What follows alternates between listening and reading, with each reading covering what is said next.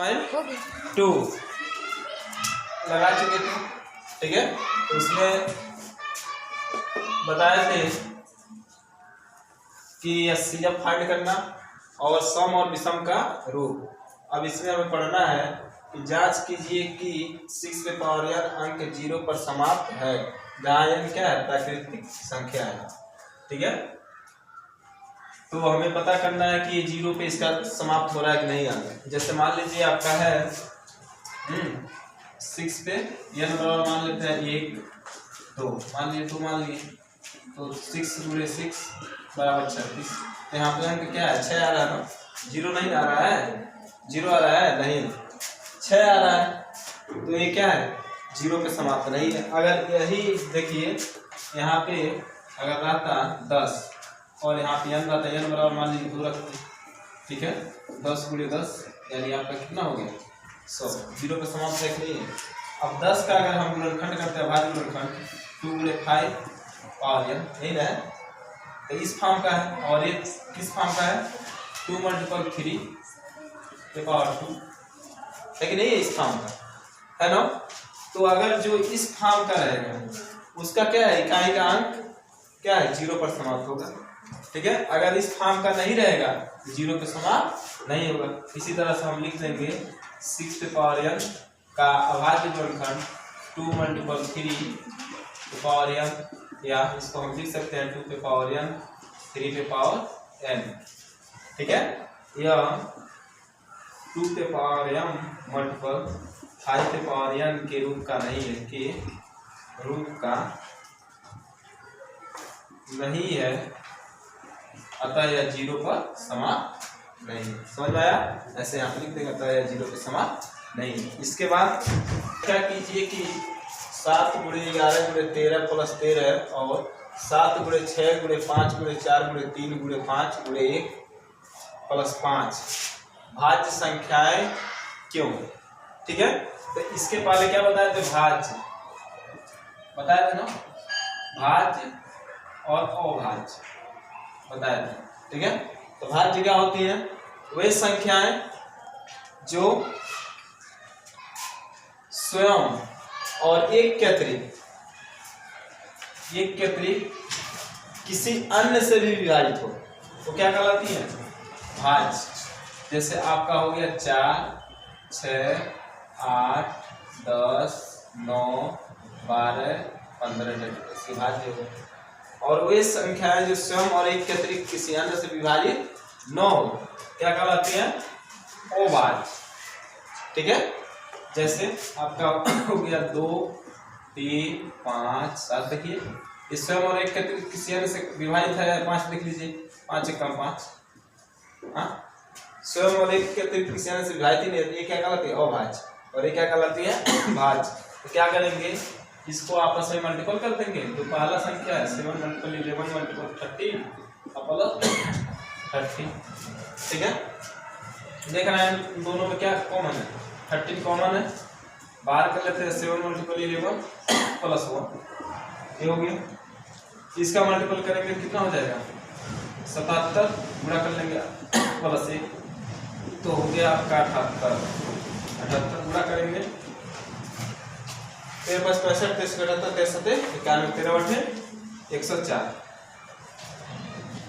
10 80 13 7 91 91 10 91 10 100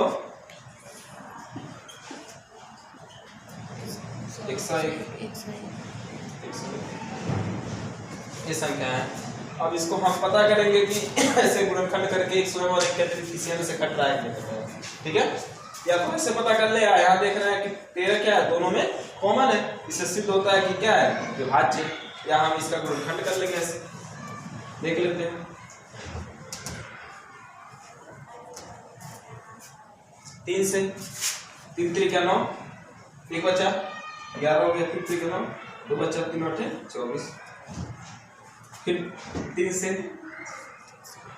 6 3 3 6 6 8 6 14, इससे तो नहीं कट रहा है, 2 से कट रहा है, पहले ही 2 से कट रहा था, लेकिन चलिए 2 से काट लेते हैं, 2 1 कम 2 दो छके 12, एक बचा 2 9 18, यही ना। फिर 169 13 से 13 13 है 169 तो क्या देख रहे हैं 114 का स्वयं और एक के अतिरिक्त इसके अभाज्य गुणनखंड क्या है 3 2 13 13 लिख देंगे कि 1014 का स्वयं और एक के अतिरिक्त, ठीक है।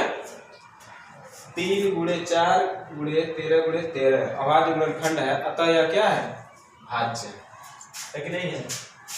इसी तरह से इसका जांच कर लेंगे हम, तो इसका गुणा इसमें करेंगे 7 गुणे 6 5 गुणे 4 और 3 गुणे 2 गुणे 1 प्लस 5, यही ना। तो इसका गुणा इसमें करेंगे, फिर जो आएगा इसका 7 छके 42। और क्या देख रहे हैं देखिए सिंपल है, इन दोनों में 5 कॉमन है कि नहीं है। इससे ही पता चल गया कि क्या है यह भाज्य है, क्योंकि ये उसका क्या बोलते हैं कॉमन गुणनखंड है कि नहीं, एक अभाज्य गुणनखंड 5 है स्वयं और एक के अतिरिक्त, ठीक है। तो ऐसे भी पता कर सकते हैं या सबको गुणा करके इसको जोड़ के। चलिए तो 7 छके 42 5 चौक को 20 3 दूना 6 प्लस 5, यही ना। अब देखिए 2 दूना 4 2 चौक को 8 गुणे 6 प्लस 5 6 जीरो 0 6 चौक को 24 और 6 8 48 48 2 50 प्लस 5, ये आपका हो गया 50 3 हो रहा 50 45, ठीक है। अब 50 45 है, इसका अभाज्य गुणनखंड ऐसे कर लेंगे, क्या दिक्कत है। अभाज्य 45 ऐसे देखिए 5 से कट रहा है,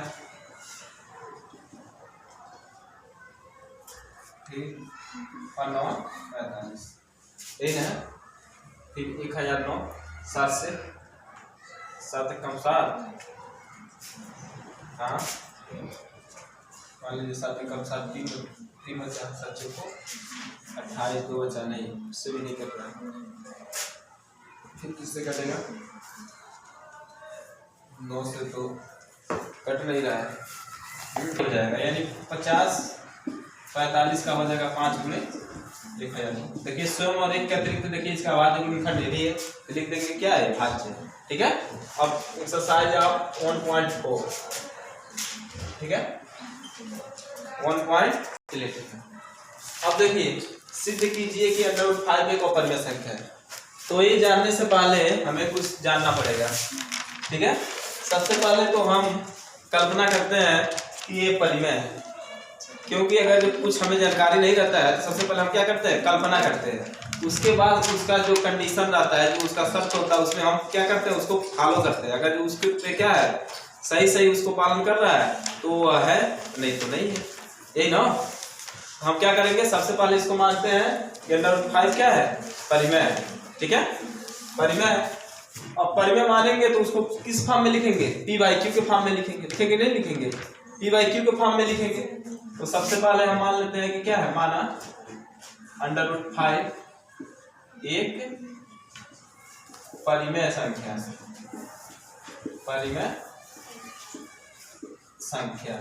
अब परिमेय संख्या है तो परिमेय संख्या को हम लिखते हैं p/q के फॉर्म में, तो लिख देंगे √5 बराबर p/q। अब देखिए p/q के फॉर्म में लिख दिया ना, हाँ। अब इसको लिख दिए तो कंडीशन क्या है p और q सअभाज्य संख्या है, तो यहाँ पे लिखेंगे जहां p और q सअभाज्य को प्राइम नंबर सअभाज्य संख्या है, यानी सअभाज्य संख्या मतलब इन दोनों का HCF p एंड q 1 है, ये मान लेंगे। अब देखिए p और q का वैनिष्ट गुणनखंड 1 है। अब क्या करेंगे दोनों पक्षों का स्क्वायर कर देंगे, दोनों पक्षों का वर्ग कर देंगे, ठीक है। तो √5 है ना, इसका स्क्वायर कर देंगे, फिर यहाँ पे इसका स्क्वायर ऐसे कर देंगे। तो ये √5 है ना, 2 बार गुणा करेंगे तो रूट से रूट हट जाएगा, ये आपका 5 हो गया, p²/q²। ठीक है। अब देखिए यहाँ से जब तिर्यक गुणा करेंगे तो 5q² = p² या q² = p²/i। अब समझिए यहाँ पे क्या है, इक्वेशन नंबर 1 है। समझिए अभी तक तो हमने माना है कि p और q क्या है, सअभाज्य संख्या है जिसका स्वयं और एक का कोई अन्य गुणनखंड नहीं है। लेकिन यहाँ पे हम क्या देख रहे हैं, p को 5 से विभाजित किया जा रहा है। p क्या है, 5 से विभाज्य। इससे क्या सिद्ध होता है कि अगर कोई संख्या है, ऐसे है मान लीजिए 10 है कि नहीं है, 10 को अगर हम 2 से भाग दे रहे हैं तो 2 बचे 10, 5 आ रहा है। यानी ये क्यों कट रहा है, क्योंकि इसमें 10 का जो अभाज्य गुणनखंड है इसमें 2 है। अभाज्य गुणनखंड जो होता है, करते हैं ना गुणनखंड, तो उसमें क्या है, 2 है, तभी एक 2 से कट रहा है, नहीं तो नहीं कटता। समझ में आ रहा है? हाँ, जैसे नहीं कहा जाता है कि रिलेशन का रिलेशन लगाइए, हाँ, क्योंकि आपके रिलेशन के हैं तो आप कहेंगे तो क्या है, वो आपका बात मानेंगे, कहा जाता है ना। तो जब उसमें का है, देखिए उसी पार्ट का है ना, तभी तो उसका बात मान रहा है। हाँ, तो यहाँ क्या दिख रहा है, 10 का जो अभाज्य गुणनखंड है 2 × 5 है और 2 है। देखिए इसमें 2 शामिल है कि नहीं है, तभी तो कट रहा है, तभी तो 5 आ रहा है। आ रहा है कि नहीं आ रहा है? अब एक बात और समझिए, अब ऐसा क्यों कह रहे हैं, क्योंकि इसमें देखिए p अगर कट रहा है तो p में क्या है, 5 समाहित है, यानी p का अभाज्य गुणनखंड में क्या है, 5 है कि नहीं है? अब ये भी देखिए, अगर जो p² है 5 से कट रहा है तो p भी क्या होगा, 5 से घात होगा। जैसे देख लीजिए ये आपका 4 है, 4 को हम 2 से ऐसे भाग दे रहे हैं तो 2 आगे कि नहीं आगे, भाग पर कट रहा है। तो 4 का स्क्वायर अगर करते हैं 16 हो गया, 2 से 2 भी कट रहा है, कट रहा है कि नहीं कट रहा है, कट रहा है ना। और इसमें क्या है, 2 शामिल है कि नहीं है, 2 × 8 = 16। ठीक है। इसी तरह से p² क्या है, 5 से विभाजित है, तो हम क्या लिखेंगे कि p² 5 से विभाज्य है, तो p भी 5 से विभाज्य होगा, p भी 5 से विभाज्य होगा। अब देखिए 5 से विभाज्य हो रहा है तो ये p का जो है अभाज्य गुणनखंड में 5 m है कि नहीं है, हाँ 5 तो है ही, और उसका जो अन्य गुणनखंड है m बराबर यानी इंटीजर्स 1 2 3 है कि नहीं है। जैसे मान लीजिए है, अगर जो मान लीजिए हमारा 10 था, 5 से भाग दे रहा है तो 5 × 10, तो 5 के 5 × 2, हाँ, ये 5 से 5 कट गया, तो यही जो है यही m मान लिया गया है। तो यहाँ पे लिख सकते हैं कि नहीं लिख सकते हैं, 5 है। समझ में आया? अब समझ में आ गया, नहीं आ गया? हाँ, अब क्या लिख लेंगे हम, p = 5 है। ठीक है, p = 5 है। अब यह मान उठा के कहाँ रख देंगे, समीकरण में। अब लिख देंगे मान समीकरण 1 में रखने पर, अब देखिए जहाँ p है वहां पे रख देंगे। ये आपका क्या है, q² = 5m/5, यहाँ होल स्क्वायर, p के जगह पे रखते हैं, 2 बार पूरा हो जाएगा तो आपका हो जाएगा q² = 5m × 5m, 5 से 5 कट गया, हाँ क्या बचा, q² = 5m² या m² = गुणा इधर हो जाएगा भाग q² / 5। ये समीकरण आपका समझ में आया। फिर वही प्रक्रिया लिखेंगे कि q² 5 से विभाज्य है, तो q भी 5 से विभाज्य होगा। ठीक है। आप क्या देख रहे हैं कि यहाँ p भी 5 से विभाज्य है और q भी 5 से विभाज्य है। क्या लिख देंगे, समीकरण 1 व 2 से स्पष्ट है कि पी और क्यू का उभयनिष्ठ गुणनखंड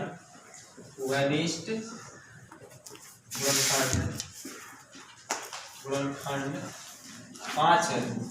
5 है ना। चूंकि हम क्या माने हैं पी और क्यू क्या को प्राइम नंबर सभाज्य, उसका एक के अतिरिक्त कोई अन्य गुणनखंड नहीं है। एक के अतिरिक्त क्या कोई अन्य गुणनखंड नहीं है। लेकिन यहाँ पे क्या दिख रहा है कि समीकरण 1 और 2 से 5 से विभाज्य। तो हम क्या लिखेंगे कि समीकरण 1 और 2 से पता चलता है कि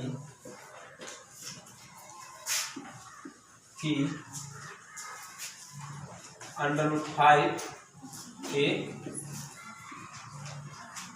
परिमेय तभी तो घट रहा है। चूंकि यह क्यों होगा कल्पना के कारण, हम कल्पना की है ना, इससे विरोधाभास उत्पन्न होता है कि √5 एक अपरिमेय संख्या क्या है, अपरिमेय संख्या। समझ में आया।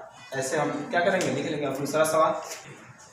सिद्ध कीजिए कि 3 + 2√5 एक अपरिमेय संख्या है। ठीक है। तो 9 में हम आप लोग पढ़ाए हैं कि परिमेय और अपरिमेय का योगफल और अंतर क्या होते हैं, अपरिमेय होते हैं। देखिए ये परिमेय संख्या है, अपरिमेय दोनों का देखिए योगफल है कि नहीं है, तो अपरिमेय संख्या है कि नहीं है। 9th में भी सिद्ध करने के लिए आता है। तो यहाँ √5 का मान रख देंगे और इसको क्या कर देंगे, इससे 2 से गुणा करके जोड़ देंगे, दिखा देंगे कि क्या है नॉन टर्मिनेटिव नॉन रिपीटिंग है। ठीक है, इसलिए क्या है ये अपरिमेय है। ठीक है। लेकिन हमें सिद्ध करना है ना, तो सबसे पहले क्या करेंगे, कल्पना करेंगे, मानेंगे कि ये क्या है, परिमेय है। माना 3 + 2√5 एक परिमेय संख्या है। क्या है, परिमेय संख्या। अब परिमेय संख्या है तो परिमेय संख्या को किस फॉर्म में लिखते हैं, p/q के फॉर्म में। तो लिख देंगे 3 + 2√5 बराबर p/q। यहाँ लिख देंगे p और q क्या है, सभाज्य है, को प्राइम नंबर। ठीक है। यहाँ यह CF of p and q = ठीक है, लिख देंगे।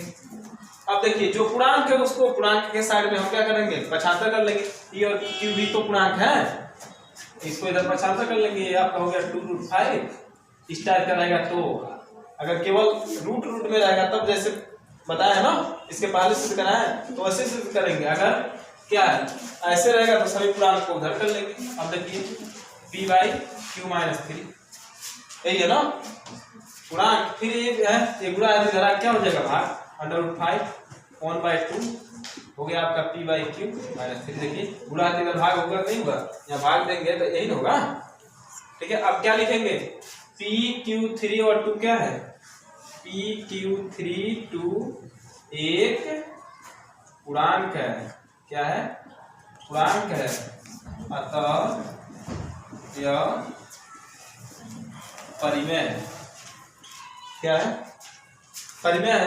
इससे सिद्ध होता है कि √5 भी क्या है, परिमेय है। अतः √5 भी परिमेय है, क्योंकि परिमेय ही तो परिमेय के बराबर हो सकता है। क्यों, परिमेय ही तो परिमेय के बराबर होगा, तो ये परिमेय है। ठीक है। तो क्या लिख देंगे, चूंकि ये क्या होगा, कल्पना के कारण होगा। ठीक है। इससे सिद्ध होता है कि √5 ये भी लिख सकते हैं कि √5 हम सिद्ध कर चुके हैं कि अपरिमेय संख्या है। √5 हाँ अपरिमेय संख्या है, सिद्ध कर चुके हैं, अपरिमेय संख्या है। ठीक है। अवधारणा गलत है, अवधारणा गलत है। अतः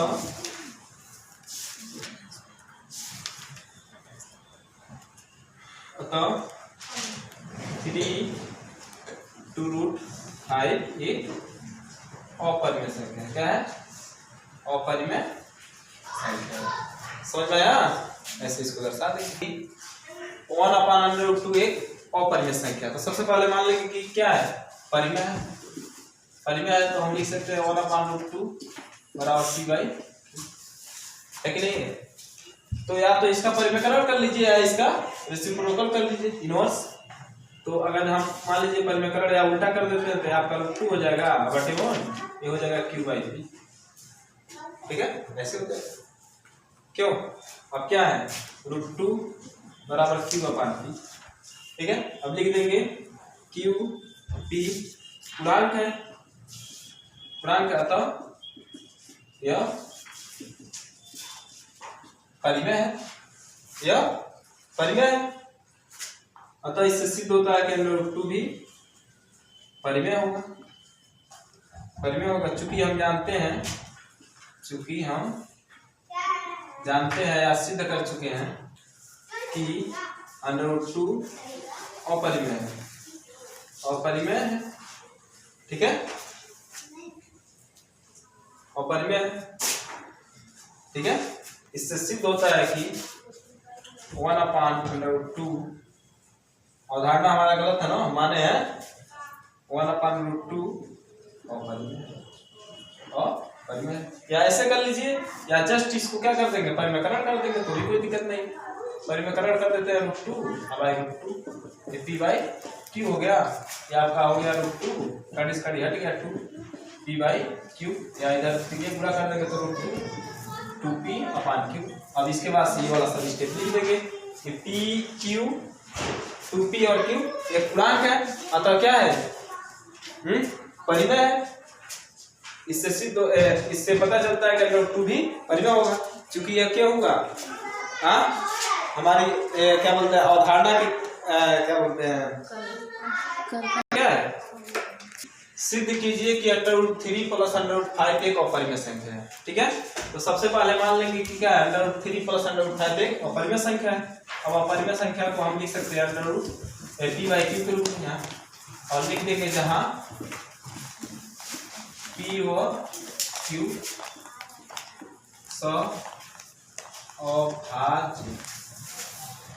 अभाज्य संख्या है, यानी इन दोनों का एचसीएफ कितना है, p और q का एचसीएफ। ठीक है, अब क्या करेंगे, √3 और इसको उधर पक्षांतर कर लेंगे क्योंकि हमें उसको हटाना है कैटेगरी से, p/q - √5। अब क्या करेंगे, दोनों पक्षों का वर्ग करने को, दोनों पक्षों का वर्ग करने पर। ठीक है, तो दोनों पक्षों का वर्ग करेंगे तो आपका हो जाएगा p - q/5 होल स्क्वायर। अब देखिए इसका स्क्वायर करेंगे तो 3 हो गया, a - b का होल क्यूब है, a - b का होल क्यूब बताया था आप लोगों को। देखिए a² - 2ab + b²। ठीक है, फार्मूला निकालने के लिए पूरा बताया था। जैसे मान लीजिए जब आप लोग 11 में जाएंगे द्विपद परिमेय में आप लोग पढ़ेंगे, तो देखिए a + b पे पावर 1 है, इसको लिख सकते हैं a + b।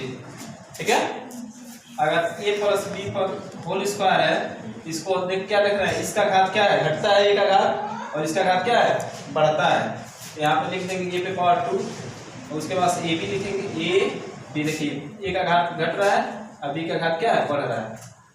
ठीक है, और गुणांक की बात लिख रहे थे, इसका दूसरा, तो इसका पहला और दूसरा, इसका गुणांक 1 है, इसका गुणांक 1 2। ये हो गया आपका a + b का होल स्क्वायर। इसी तरह से a + b का होल क्यूब। अब देखिए a का घात यहाँ पे क्या है, 3 है।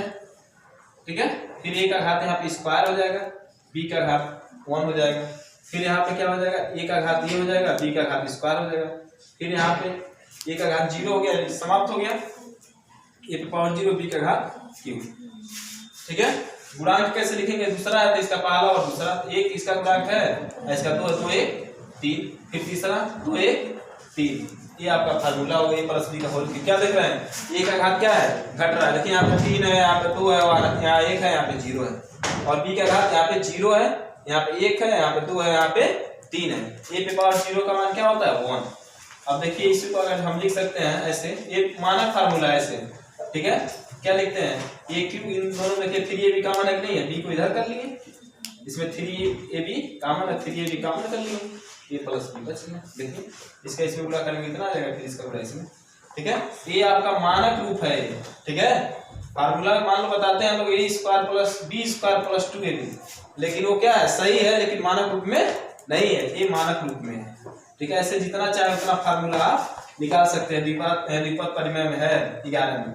अब देखिए ए प्लस बी पे पावर 4, इसका फार्मूला हमें निकालना है, तो क्या करेंगे, देखिए ए का घात यहाँ पे घट रहा है, ए पे पावर 4 है, ठीक है। फिर ए का घात यहाँ 3 हो जाएगा, यहाँ बी पे पावर 0 है, बी हो गया। फिर यहाँ पे ए का घात 2 हो गया और बी का घात 2 हो गया। फिर यहाँ पे ए का घात 1 हो गया और बी का घात 3 हो गया। फिर यहाँ पे ए का घात 0 हो गया, बी का घात 4 हो गया। कहाँ स्टॉप होना है, 4 घात है ना, इसका भी घात 4 हो जाएगा, यहाँ पे स्टॉप हो जाना है, फिर पावर 0 हो गया। गुणांक की बात करते हैं, इसका दूसरा पद, इसका पहला और दूसरा, 3 1 4, इसका 3 3 6, 3 1 4, ये आपका हो गया प्लस बी का। ऐसे जितना मर्जी उतना आप निकाल सकते हैं, कोई दिक्कत नहीं है। ए माइनस बी का होल स्क्वायर बताएं, ए स्क्वायर, इसका स्क्वायर हो जाएगा, हाँ, माइनस 2ab, 2ab हो गया और प्लस बी स्क्वायर, तो इसका स्क्वायर करेंगे 2 बार, काड़ी काड़ी हट जाएगा, ठीक है। अब देखिए ये सब है ना, ये सब, इन सबको इधर पछाड़ करेंगे, इसको इधर भेज देंगे, ये आपका 2√5 p/q ये हो गया, और इसको जब उधर भेज देंगे तो p² अपान q² प्लस 5, और इधर आएगा तो यहाँ पे माइनस हो जाएगा, समझ में आया। अब हमारा कितना हो गया, 2√5 p/q, अब 5 में से 3 निकल गया तो p²/q² प्लस 2 है ना। अब एक पूरा है तो इधर भाग हो जाएगा, इसको भी सबको इधर भेज देंगे, तो हमारा कितना हो गया, √5 p/q बराबर p² अपान q² प्लस 2, अब पूरे का ये आएगा, इधर 2 भाग हो जाएगा तो 1/2। अब इसको भी भेजेंगे, 3 किलो इधर आएगा यहाँ, तो √5 बराबर हमारा क्या हो गया, q अपान 2p, p² अपान q², ये ना। अब क्या लिख देंगे, p q और 2 क्या है, p q 2 पूर्णांक है, अतः यह परिमेय है। क्या है, परिमेय है, क्या है, परिमेय है, ठीक है। इसको इधर गुणा करेंगे तो क्यों हो जाएगा, क्यों, इसको इधर गुणा करेंगे क्या हो जाएगा, क्यों हो जाएगा, क्यों नहीं दिखाई दे रहा है, चलिए समझ में आया, लिखावट में मत जाइए, जो बोल रहे हैं उसको सुनिए, ठीक है। अब देखिए, अब ये पूर्णांक हो गया, इससे सिद्ध, इससे पता चल गया क्या कि ये भी क्या होगा, परिमेय होगा, अतः √5 भी परिमेय है, क्या है, परिमेय है, क्योंकि इस तथ्य का क्या करता है, विरोध करता है, इस तथ्य का विरोध कर रहा है कि नहीं कर रहा है, कि हम तो सिद्ध कर चुके हैं इसके पहले भी कि √5 क्या अपरिमेय है, इससे सिद्ध होता है, यहाँ लिख देंगे इस तथ्य का विरोध करता है।